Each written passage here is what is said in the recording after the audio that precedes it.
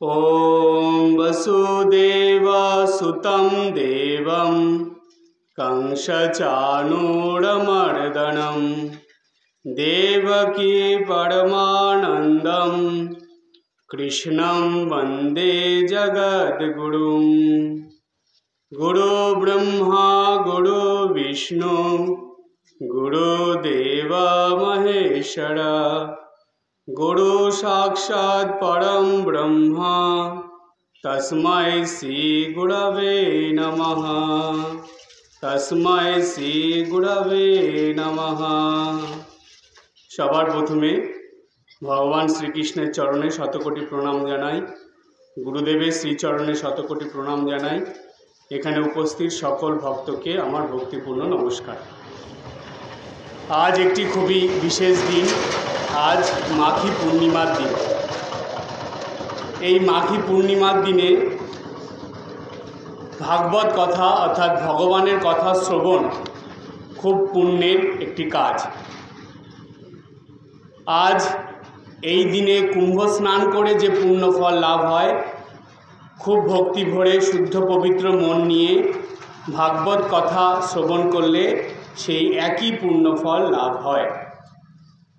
বলা হয় কলিযুগে যত ধর্মশাস্ত্র আছে সেই ধর্মশাস্ত্রগুলো শুনে সেগুলো নিজের জীবনে পালন করলে তবে তার পুণ্যফল পাওয়া যায়। কিন্তু একমাত্র ভাগবত এমন একটি ধর্মগ্রন্থ যেই ভাগবতের কথা শুনলেই শ্রবণেই সেই পুণ্যফল লাভ হয়। তাই এই পূর্ণিমার দিনে ভাগবত শ্রবণ খুবই পুণ্যের একটি কাজ। এই পূর্ণিমার দিনের বিশেষ গুরুত্ব এবং মাহাত্ম্য আছে আমাদের শাস্ত্রে। কেন জানেন? বলা হয় দেবদেবীদের খুবই প্রিয় এই পূর্ণিমার দিন। দেখবেন প্রত্যেক মাসে প্রত্যেকটা পূর্ণিমার দিনে নারায়ণ পুজো হয়। আবার ভালো ভালো যত মহাপুরুষদের জন্ম পূর্ণিমার দিনে হয়ে থাকে, মহাপুরুষদের কোনো ভালো কার্য পূর্ণিমার দিনে হয়ে থাকে।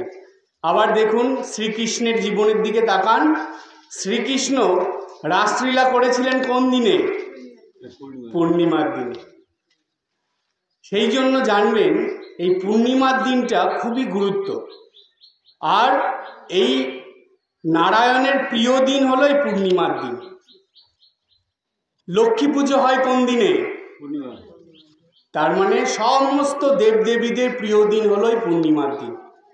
তাই আমাদের শাস্ত্রে বলা হয় পূর্ণিমার দিন সারা মাসের মধ্যে যত দিন আছে সব থেকে বেশি শুদ্ধ পবিত্র দিন।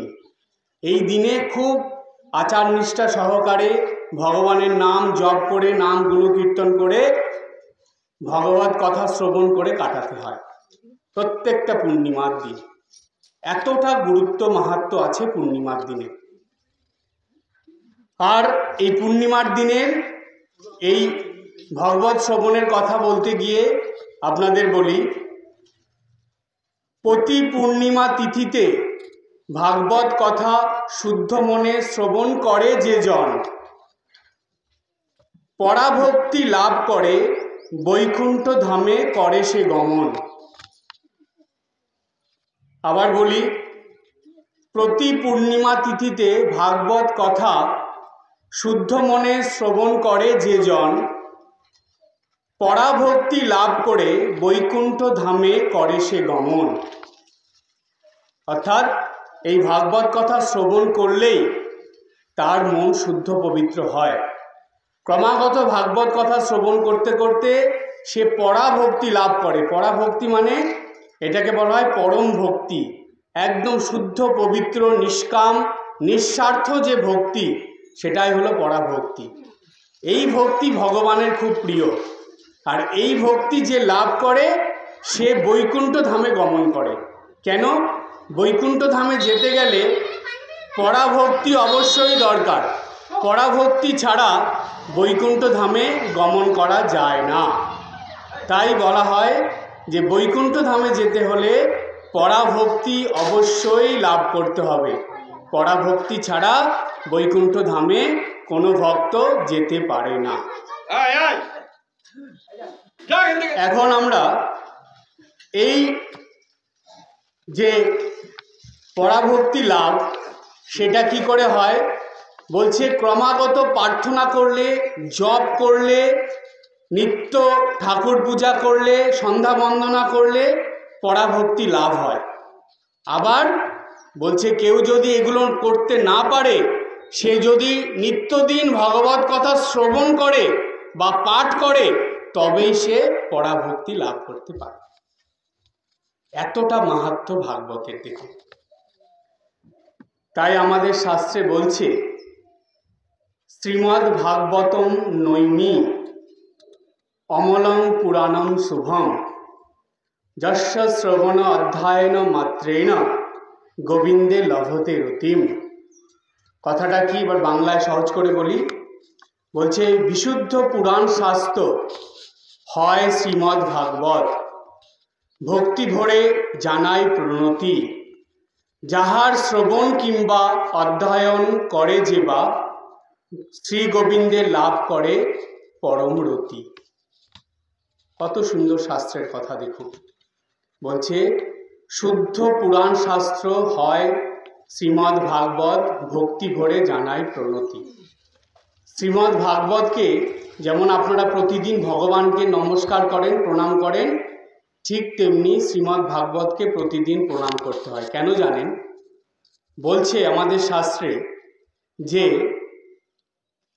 শ্রীমদ্ ভাগবত হলো শ্রীকৃষ্ণের শরীর। কেন? কৃষ্ণের একদম বাল্য থেকে, ছোট থেকে জীবনের শেষ পর্যন্ত সব ভাগবতের মধ্যে আছে। তাই শ্রীকৃষ্ণের শরীর রূপ হলো শ্রীমদ্ ভাগবত।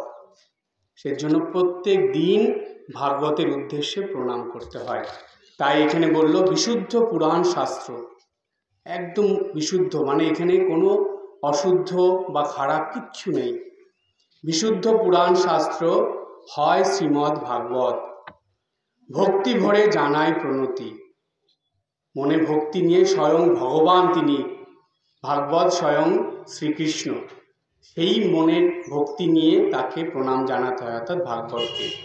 তারপরে বলছে যাহার শ্রবণ কিংবা অধ্যয়ন করে যে, সেটা শ্রবণ মানে শুনবে, বা অধ্যয়ন মানে পাঠ যে করবে, যাহার শ্রবণ কিংবা অধ্যয়ন করে যে বা, যে ভক্ত এটা করে, শ্রী গোবিন্দে লাভ করে পরম রতি। বলতে এটা শ্রবণ করলে বা অধ্যয়ন করলেই তার গোবিন্দে রতি হয়। রতি মানে কি? তার মন গোবিন্দের চরণে আটকে যায়, অর্থাৎ গোবিন্দ চরণ ছাড়া তার মন অন্য কোথাও আর নড়চড় হয় না।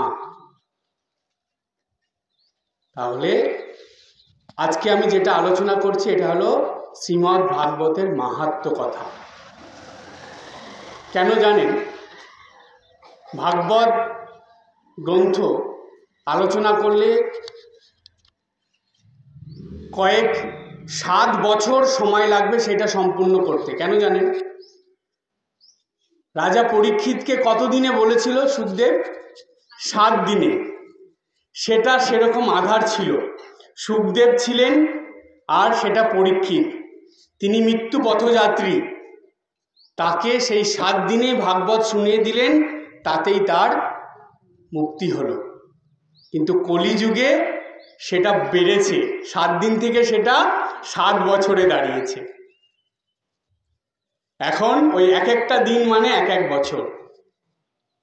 7 বছর প্রত্যেকটা দিন এই ভাগবত আলোচনা শ্রবণ করতে করতে 7 বছর যদি কেউ শুদ্ধ পবিত্র মনে এই ভাগবত শ্রবণ করতে পারে, তাহলে তার বৈকুণ্ঠ ধাম নিশ্চিত।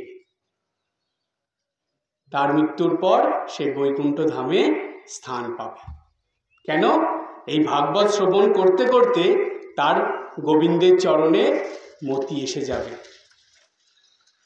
তখন সে গোবিন্দকে ছাড়া আর অন্য কোনো দিকে তার মন যাবে না। এই জন্য এই কথা বলা হলো। এইবার একটা প্রশ্ন মনে আসে, সেটা কি? শাস্ত্রে এই কলিকালে ভাগবত শ্রবণের কথা বারবার বলছে কলিকালে আর কিছু না পারো, ভাগবত শ্রবণ করো। পাঠ করার কথা বলছে না, বলছে শ্রবণ করো। কেন শ্রবণ করতে বলছে ভাগবত কলিকালে? কারণ বলছে কলিযুগে মানুষের অন্নগত প্রাণ। ঠাকুর শ্রীরামকৃষ্ণদেব বললেন কলিতে মানুষের অন্নগত প্রাণ, অর্থাৎ কলিযুগ হলো কর্ম এবং সেই সঙ্গে তার নিজের পেটের চিন্তা। খালি পেটে ধর্ম হয় না, এটাও ঠাকুর শ্রীরামকৃষ্ণদেবের কথা। কলিকালে খালি পেটে ধর্ম হবে না। কোনো মানুষ না খেয়ে আছে 2-3 দিন ধরে, আপনি তাকে ভাগবত কথা শোনাতে যাবেন, শুনবে? সে বলবে আগে খেতে দিন তো মশাই, তারপরে ভাগবত কথা শুনবো।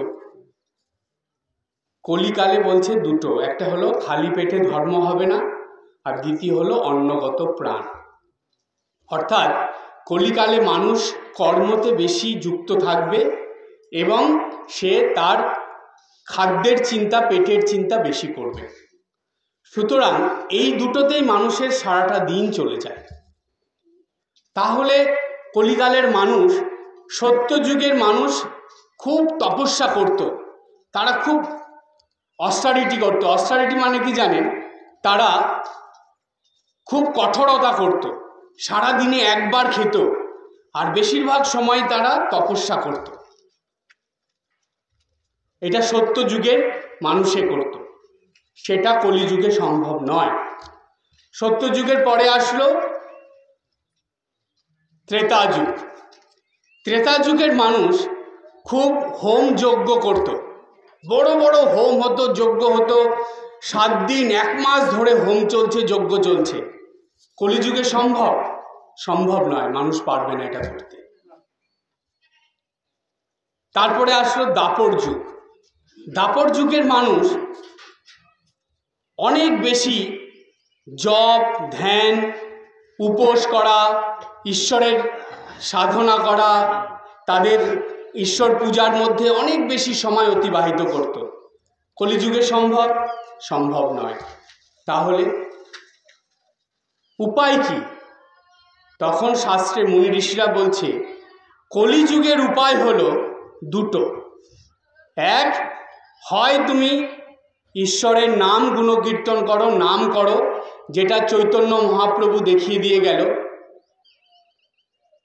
যেটা চৈতন্য মহাপ্রভু বলে দিয়ে গেল যে কলিযুগে নাম করো, শুধু ঈশ্বরের নামেই তুমি মুক্তি পাবে। তাই জন্য বলা হয় নদিয়ার পথে পথে কাঙালেরও বেশে হরি, নাম প্রেম বিলাইলে যারে তারে পায়ে ধরি। এই যে নদিয়া জেলা, আপনারা নাম শুনেছেন, যেখানে নবদ্বীপ, চৈতন্য মহাপ্রভু যেখানে জন্মগ্রহণ করেছিলেন। আপনারা যদি পারেন, অনেকেই গেছেন কিন্তু যারা যাননি, অন্তত একবার নবদ্বীপে অবশ্যই যাবেন। নবদ্বীপ জায়গাটা কেমন জানেন?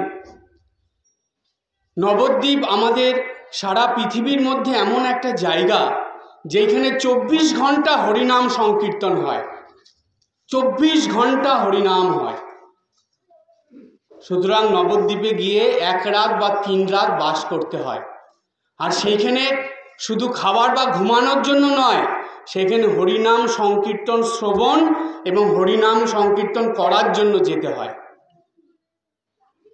বলছে এই কলিযুগে নবদ্বীপ হলো বৈকুণ্ঠ ধাম, যেখানে স্বয়ং বিষ্ণু শ্রী গৌরাঙ্গের রূপ ধরে চৈতন্য মহাপ্রভু হয়ে এসেছিলেন। তিনি নদিয়ার পথে পথে কাঙালেরও বেশে হরি, হরি মানে সেই চৈতন্যদেব, কাঙাল বেশে মানে তার বস্ত্রের ঠিক নেই, খাচ্ছে, কোথায় থাকছে, কি করছে সেগুলো ঠিক নেই, পথে পথে ঘুরছে। কেন? নদিয়ার পথে পথে কাঙালেরও বেশে হরি, নাম প্রেম বিলাইলে যারে তারে পায়ে ধরি। নাম প্রেম বিলাচ্ছে, ভালোবাসা দিচ্ছে এবং বলছে তোমরা একবার হরিনাম করো। তখনকার দিনের মানুষ ভগবানের থেকে অনেক দূরে সরে গিয়েছিল, ভগবানের নাম তারা উচ্চারণ করত না। তখন কি হলো? চৈতন্যদেব যাকে তাকে ধরে বলছে তোমরা একবার হরিনাম বলো। যখন কেউ রাজি হচ্ছে না, বলছে তোমাদের পায়ে ধরছি আমি, তোমরা একবার হরিনাম বলো, একবার ভগবানের নাম বলো। স্বয়ং ভগবান সামান্য জীব মানুষ তার পায়ে ধরতে যাচ্ছে, কেন? যে ভগবানের নাম তোমরা একবার মুখ দিয়ে উচ্চারণ করো। সেই জন্য বলল, শাস্ত্রে বলা আছে যে কলিযুগে এই হরির নাম করলে মানুষের মুক্তি হয়, ক্রমাগত নাম গুণকীর্তন করতে হয়, এক। আর 2 নম্বর কি সব বলা আছে শাস্ত্রে, যে যদি তুমি নাম করতে না পারো অন্তত নিত্যদিন ভগবত শ্রবণ করো, নিত্যদিন হরিকথা শ্রবণ করো, ভাগবতের কথা শ্রবণ করো। এই ভাগবতের কথা হরিকথা শ্রবণ করতে করতে তোমার মন শুদ্ধ পবিত্র হবে এবং তুমি পরাভক্তি লাভ করবে। আর সেই পরাভক্তি লাভ করে তুমি এই মনুষ্য জন্ম থেকে তোমার মুক্তি হবে, অর্থাৎ বৈকুণ্ঠ ধামে তুমি স্থান পাবে। সেই জন্য কলিকালে দুটো কথা কি, মুক্তি পেতে হলে বা বৈকুণ্ঠ ধামে স্থান পেতে হলে, এক, সর্বদা হরিনাম করতে হবে, না হলে 2, নিত্যদিন ভাগবত কথা হরিকথা শ্রবণ করতে হবে। এটাই শাস্ত্রের নির্দেশ। এইবার আমরা একটা গল্পের মধ্যে যাই। নৈমিষারণ্য বলে একটা বন ছিল, অরণ্য, এখনো আছে সেটা।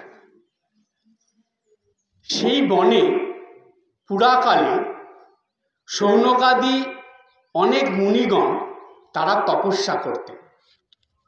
তারা ক্রমাগত তপস্যা করছেন।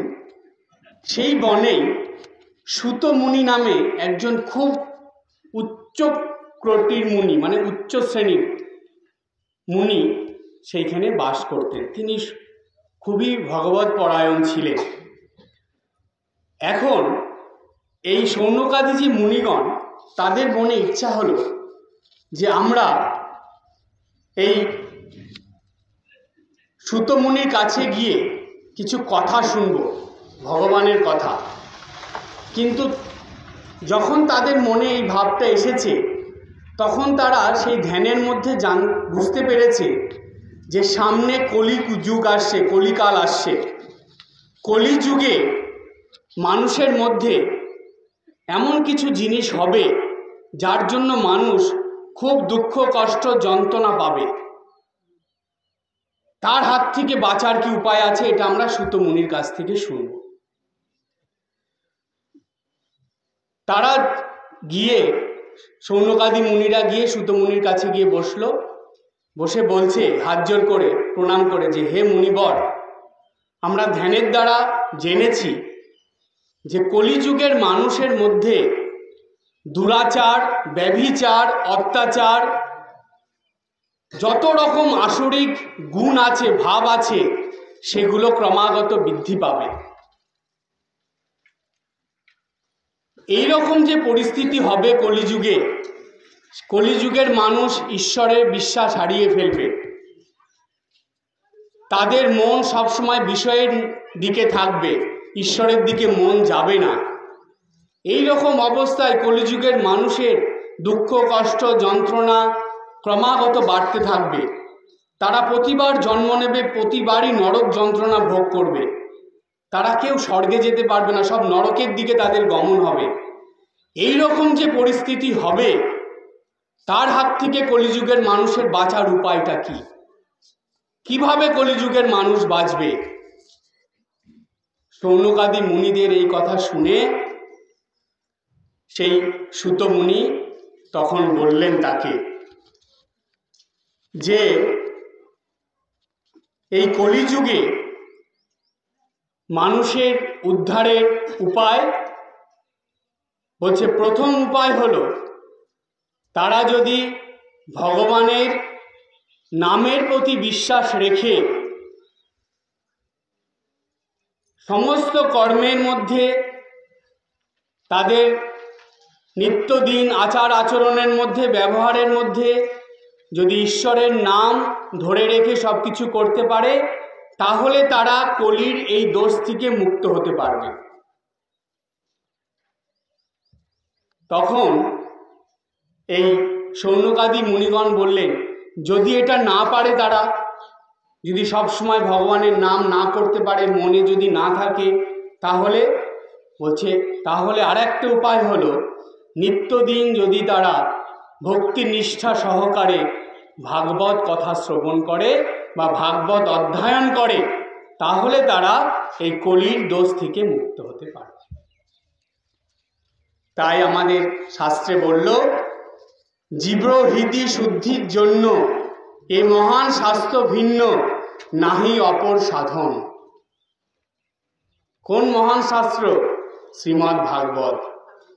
বলছে জীব হৃদি শুদ্ধির জন্য, মানে এই কলিযুগের জীবের মানুষের মনের হৃদয়ের শুদ্ধতা পবিত্রতার জন্য এ মহান শাস্ত্র ভিন্ন। এই মহান শ্রীমদ্ যে ভাগবত, এটা ভিন্ন, নাহি কোনো অপর সাধন। বলছে এটা ছাড়া অন্য কোনো সাধন নেই। তারপরে কি বলল? জন্মান্তরে পুণ্য হেতু এই শাস্ত্র লাভ সেতু, তাতে নাই সংশয় কখন। বলছে জন্মান্তরে পুণ্য হেতু, বলছে এই শাস্ত্র অধ্যয়ন করলে, শ্রবণ করলে জন্ম জন্মান্তরের পুণ্য ফল সেই মানুষ লাভ করবে। তারপরে বলল এই শাস্ত্র লাভ হেতু, এই শাস্ত্রের থেকে যে পুণ্যফল লাভ হবে সেটা ছাড়া তাতে নাই সংশয় কখন। বলছে এতে কখনো সংশয় আসবে না, কিংবা তোমরাও এতে কখনো মনে সংশয় সন্দেহ রাখবে না। এই শাস্ত্র, এই শ্রীমদ্ ভাগবত শ্রবণেই জীবের মুক্তি হবে, এটা মনে বিশ্বাস করে রাখবে। এটা শ্রুতমুনি বলেছিলেন কলিযুগের মানুষের জন্য। এরপরে আমরা এই যে ভাগবত কথা শ্রবণ এই মর্তলোকে বা পৃথিবীলোকে মানুষ করে, বলছে এই ভাগবত কথা শ্রবণ দেবতাদেরও দুর্লভ। কেন জানেন? একটা খুব সুন্দর ঘটনা আছে, সেটা বলি, খুব মন দিয়ে শুনবেন। শাপগ্রস্ত হয়েছিলেন রাজা পরীক্ষিত। তিনি ভাগবত কথা শুনবেন বলে সুখদেব গোস্বামীর কাছে গিয়েছিলেন। এইবার সুখদেব গোস্বামী যখন ভাগবত কথা পরীক্ষিতকে বলবে, সেই সময় দেবরাজ ইন্দ্র এবং অন্য দেবতারা সেইখানে এসে উপস্থিত হয়েছেন। তাদের হাতে একটা পাত্র, সেই পাত্রে তারা অমৃত নিয়ে এসেছেন। নিয়ে এসে তারা তখন সেই সুখদেব গোস্বামীকে বলছে যে, হে সুখদেব, তুমি যে কথা রাজা পরীক্ষিতকে বলবে, কেন বলবে? তার অমৃত লাভ করার জন্য, তার এই জীবন যাতে অমৃতত্ব প্রাপ্ত করতে পারে সেই জন্য। কিন্তু আমরা আমাদের সঙ্গে করে অমৃত নিয়ে এসেছি, এই অমৃত আমরা তাকে দিচ্ছি, কিন্তু তার বদলে আপনি আমাদের এই ভাগবত কথা অমৃত পান করান, আমরা সেটা চাই। তখন সুখদেব গোস্বামী তিনি দেখলেন যে দেবতারা এসেছে, তাদের মনের ভাব শুদ্ধ নয়, তারা এই স্বার্থের জন্য এসেছে, স্বার্থের ভাব নিয়ে এসেছে। তারা অপরকে বঞ্চিত করে, পরীক্ষিত রাজাকে এই ভাগবত কথা শ্রবণ থেকে বঞ্চিত করে নিজেরা সেই ভাগবতের অমৃত কথা শুনতে চাইছে। সুতরাং সুখদেব বললেন যে না, আমি তোমার ওই অমৃত তোমাদের যারা এনেছো তোমরা যেটা, সেটা আমি চাই না। তোমরা পরীক্ষিত রাজাকে বলো, সে যদি চায় তাকে দাও। যখন রাজাকে দেবতারা বলছে যে এই অমৃত তুমি পান করো, ওই ভাগবত কথা অমৃত তুমি শোনা ছেড়ে দাও, সেটা আমরা শ্রবণ করি, তখন পরীক্ষিত রাজা বলছেন সেই দেবতাদের যে এই জগতের বৈভব, এই জগতের যে বেঁচে থাকায় তোমরা যে অমৃত দিচ্ছ সেটা খেয়ে আমি দীর্ঘজীবী হব, অমর হব, কিন্তু অমর হয়ে আমাকে এই জগতের মধ্যেই থাকতে হবে, এই জগতের বৈভব নিয়েই থাকতে হবে। আমি এটা চাই না, কারণ এই জগতের বৈভব হলো কাচের মতন, ক্ষণকাল স্থায়ী, যে কোনো সময় ভেঙে যাবে। কিন্তু এই ভাগবত শ্রবণের যে অমৃত সেটা হলো হীরের মতন, যেটা সর্বদাই মূল্যবান এবং উজ্জ্বল থাকবে। তাই তোমরা যেটা এনেছো সেটা নিয়ে চলে যাও, আমি তোমাদের ওটা চাই না। সুখদেব গোস্বামী দেবতাদের বললেন যে তোমরা এখান থেকে তোমাদের স্বর্গে ফিরে যাও, তোমাদের আমি ভাগবত কথা শ্রবণ করাবো না, তোমাদের মন শুদ্ধ পবিত্র নয়। যে জন শুদ্ধ মনে করে ভাগবত শ্রবণ, পরম ধন প্রাপ্তি হয় তার সহজ সাধন। শুদ্ধ মনে ভাগবত শ্রবণ করলে পরম ধন কি আমাদের কাছে? টাকা পয়সা, বাড়ি গাড়ি, ধন সম্পত্তি, এগুলো কি পরম ধন? নাকি ঈশ্বর আমাদের কাছে পরম ধন? তাহলে যে জন শুদ্ধ মনে করে ভাগবত শ্রবণ, পরম ধন প্রাপ্তি হয় তার কাছে সহজ সাধন, অর্থাৎ ভগবান লাভ তার কাছে সহজ হয়ে যায়। এই ভাগবত কথা শ্রবণের মধ্যে দিয়ে সে ভগবানকে লাভ করতে পারে। তাই এত সুন্দর কথা সেই আমাদের শাস্ত্রে ভাগবত কথা শ্রবণের মধ্যে দিয়ে আমরা পাই। এই হলো ভাগবতের মাহাত্ম্য। এইবার বলছে যে কলিযুগে ভাগবত শাস্ত্র পাঠ ও শ্রবণের ফলটা কি, কি ফল লাভ? দেখবেন কলিযুগের মানুষ লাভ ক্ষতি বিচার না করে কিচ্ছু করে না, যাই করবে এটা আমার লাভ কি এটা আগে চিন্তা করে, যদি দেখে ওর মধ্যে লাভ নেই তাহলে সেটা করবে না। তাই আমরা যে ভাগবত পাঠ করব, শ্রবণ করবো, এর ফল কি, লাভটা কি? এটা শাস্ত্রে বলছে যে শ্রী বিষ্ণুর মূর্তি এই শাস্ত্র ভাগবত। খুব ভালো করে শুনবেন, শ্রী বিষ্ণুর মূর্তি এই শাস্ত্র ভাগবত।